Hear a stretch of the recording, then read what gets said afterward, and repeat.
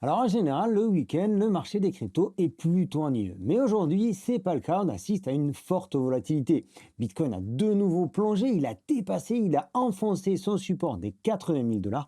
C'est l'ensemble du marché des cryptos qui plonge. En 24 heures, on a déjà dépassé le milliard de dollars de liquidation. Alors pourquoi de tels mouvements aujourd'hui, un samedi, pendant le week-end, alors qu'habituellement c'est plutôt calme? Mais tout d'abord, on a cette fameuse incertitude. On en a parlé jeudi, une incertitude liée au shutdown, entre autres au shutdown. Shutdown qui devait commencer le 31, c'est-à-dire aujourd'hui.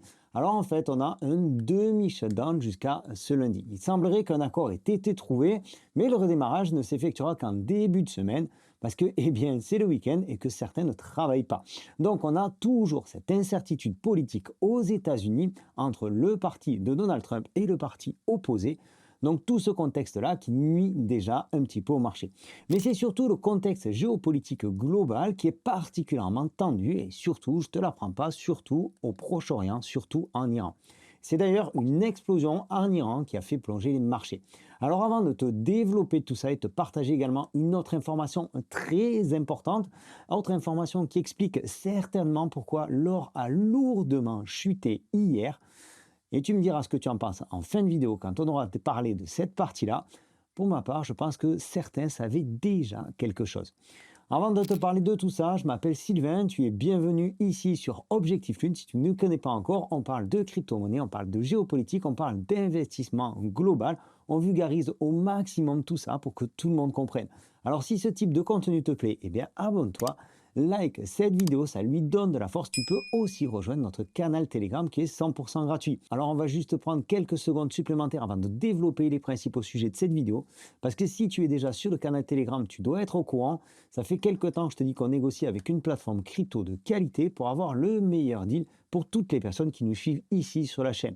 Et là, je voulais te parler de Bitoonix. Bitoonix qui est un exchange particulièrement qualitatif et qui offre en ce moment une promotion pour les nouveaux inscrits. Il y a 500 dollars à prendre de manière très simple. Mais il y a également une deuxième promotion qu'on a négociée spécialement pour vous.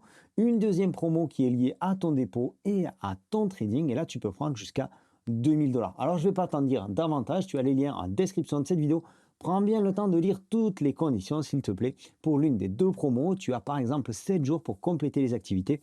Et puis, c'est aussi limité en nombre de participants. Donc, premier arrivé, premier servi. Alors pour en revenir à l'un des deux sujets principaux de cette vidéo, en début d'après-midi, on a appris qu'une explosion à Bandar Abbas a détruit un bâtiment, faisant alors un mort et 14 blessés.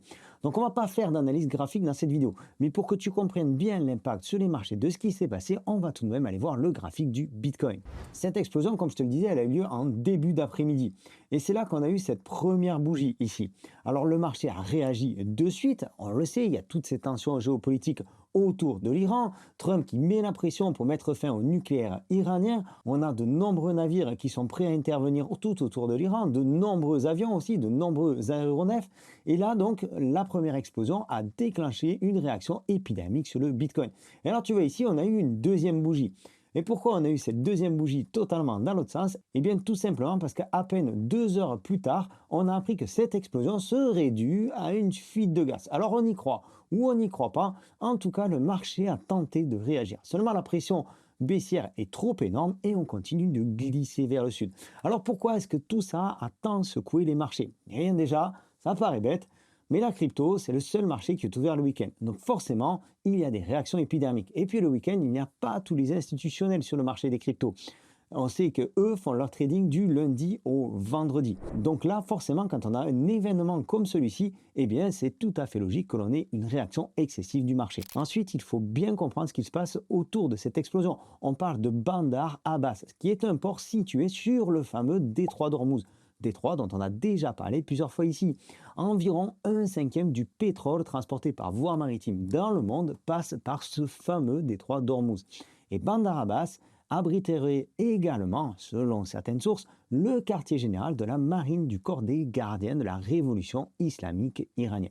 Donc dans un contexte actuel, dans un contexte géopolitique particulièrement tendu, eh bien, ça paraît logique que le marché réagisse comme il l'a fait cet après-midi. Je reviendrai demain sur la clôture mensuelle du Bitcoin. Je reviendrai également sur le gap CME. Là, on fera un petit peu plus de l'analyse graphique. On parlera également de Nvidia. Je te parlerai aussi de Solana qu'on a pris en short aujourd'hui dans la boussole, dans le groupe privé de la boussole et que je t'ai partagé, dont je t'ai partagé l'information sur le canal Telegram. Et on parlera également de la semaine à venir. Alors pour ne pas rater cette vidéo demain, abonne-toi en cliquant par ici. Je reviens sur le sujet du jour, le deuxième sujet, l'autre information hyper importante. Et pour moi, cette information-là, certains l'avaient depuis hier. Parce que c'est pas anodin qu'on ait une chute de l'or comme ça hier, même si on a eu de la spéculation, c'est pas anodin que l'or ait perdu plus de 500 dollars en à peine une heure.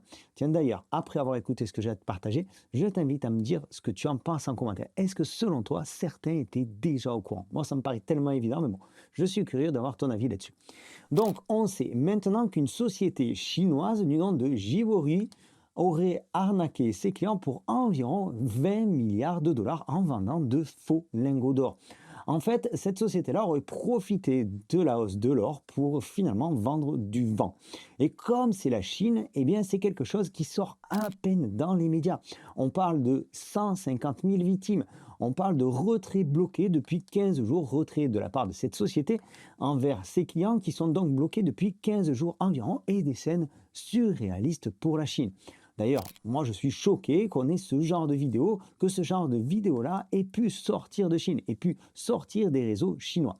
Alors tu vas me dire 20 milliards, exactement précisément, ça se situe entre 1,4 milliard et 20 milliards de dollars selon les sources. Bon, vu la capitalisation de l'or, franchement, c'est pas ça qui aurait dû impacter le marché. Sauf que là, on parle du marché de la joaillerie de Shenzhen Shubei, qui est le plus grand centre de négoce d'or et d'argent de Chine. Et donc, ce qui s'est passé, c'est que l'entreprise a perçu d'importants acomptes de la part de commerçants et d'investisseurs pour des matières premières d'argent et d'or. Et au lieu d'acheter immédiatement le métal physiquement, Jewelry aurait parié sur une baisse des prix. Sauf que, eh bien, comme les prix de l'or se sont envolés et les prix de l'argent également, tout ça de manière inattendue au début de cette année 2026, eh bien, la société n'a pas pu vraiment acheter le métal pour honorer ses contrats. Et c'est donc ce qui a entraîné une sorte d'explosion de liquidité.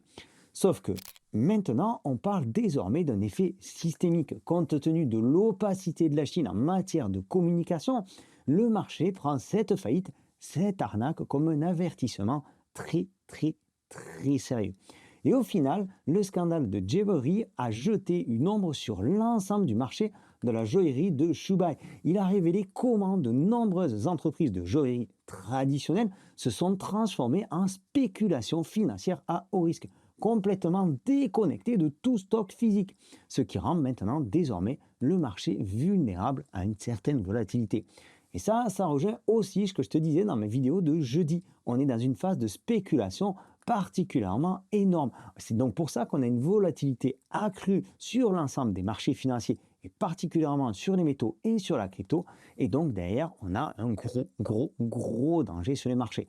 Et demain, je te parlerai de Nvidia parce que de ce côté-là, ça sent pas très bon aussi. Ajoute à ça ce dont on vient de parler, la situation en Iran, la crise au Japon dont on a déjà parlé dans d'autres vidéos. Bref, la situation aujourd'hui sur l'ensemble des marchés financiers me paraît très compliquée. Alors au moment où je finis d'enregistrer cette vidéo, Bitcoin continue de plonger. On s'affiche donc en dessous des 80 000 dollars qui était jusque-là un support très important.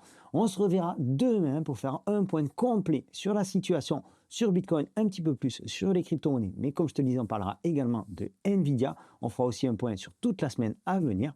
Si tu as aimé cette vidéo, si elle t'a apporté des informations intéressantes, je t'invite à me le partager en commentaire. Je t'invite à la liker parce que c'est ce qui donne le plus de force à nos vidéos et je t'en remercie. Je te donne donc rendez-vous demain pour une prochaine vidéo. D'ici là, prends soin de toi et tes cryptos. Ciao!